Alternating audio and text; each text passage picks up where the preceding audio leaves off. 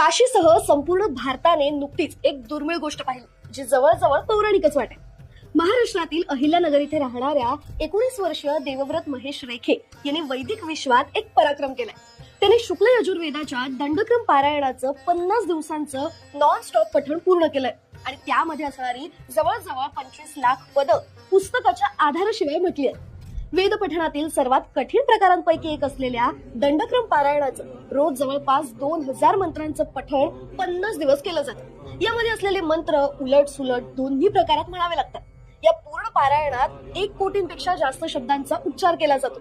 या मंत्रपाठात एकही चूक चालत नाही। दरम्यान देवव्रत रेखे यांनी 2 ऑक्टोबर ते 30 नोव्हेंबर पर्यंत वाराणसीत असलेल्या वल्लभराम शालिग्राम सांगेवेद विद्यालयात हे दंडक्रम पारायण पूर्ण केलंय।